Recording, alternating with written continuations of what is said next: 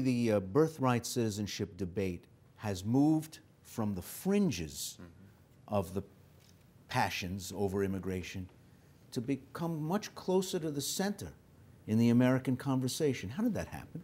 Well, I think this goes back to Senator Graham. He brought this up last spring or last summer, where he said, well, maybe this is something that we have to look at, and it kicked off this really ugly and rancorous debate. But at the end of the day, the 14th Amendment, the American Citizenship Amendment, is something that is so near and dear to our nation's history. I mean, if we go back to why we had the 14th Amendment, it was because the African American community was not recognized as full participants and human beings in our society. And this ensured that every person who's born here within our borders is an American citizen. And I think that to have this debate going on, to see this debate both at the national level and at the local level, is a very, very slippery slope for our country.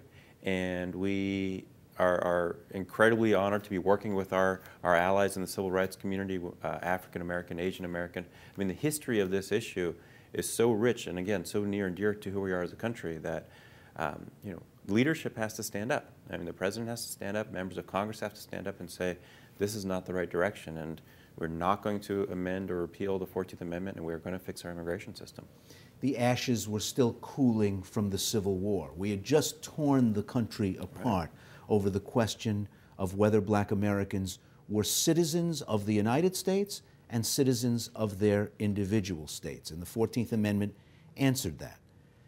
But a lot of the people looking at birthright citizenship now, Elizabeth, are saying, yes, that amendment was drafted to respond to those realities, and this is a different time and a different situation where people can get on a plane on the other side of planet Earth when they're entering their third trimester and come here and have a baby and have a link to the United States that they might not otherwise have.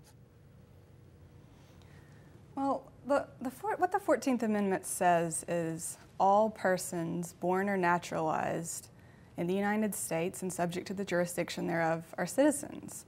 They're citizens of the country and of the state in which they reside. This is a fundamental idea that this country is based on. It's something that we have always held near and dear and true to what it means to be American. And to change that is an attack on the Constitution. Well, we've amended the Constitution since the Bill of Rights was passed. 17 times? We over the time, we've changed our mind as a country about things. Why can't we just change our mind about this, Frank? We can, but what the proponents of this, they know that they could never amend the Constitution to get rid of the citizenship clause in the 14th Amendment.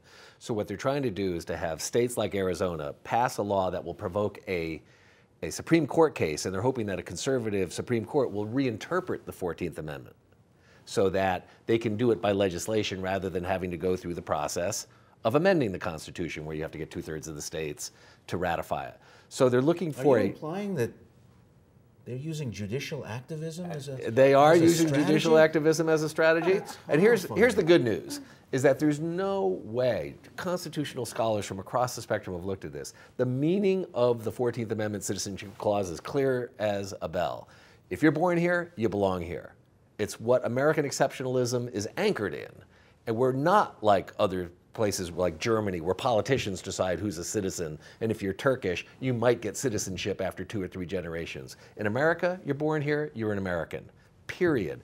They don't have a baby bureaucracy in America. We don't have politicians passing laws on who's a citizen, and the Supreme Court, even though it's conservative, I have no doubt will uphold the 14th Amendment Citizenship Clause. So why are they doing it? Again, there's a faction in the Republican Party that wants to radicalize this debate, move it further to the right, to normalize this notion that maybe we could just treat these people as something other than human beings. They're demonizing this population, and quite frankly, they're having some success in the short run, but I think for the Republican Party to allow these radicals to drive the policy is going to have huge political consequences, given the growth of the Latino vote and the role that immigration is playing in motivating it. I think there are a lot of misconceptions about children of undocumented people who are born in this country and their status and what happens after that. Having a child here won't keep you here if you're otherwise deportable, will it, Elizabeth? No, of course not. So you can get sent home even if you have a so-called anchor baby. It's not much of an anchor, it turns out. Yes.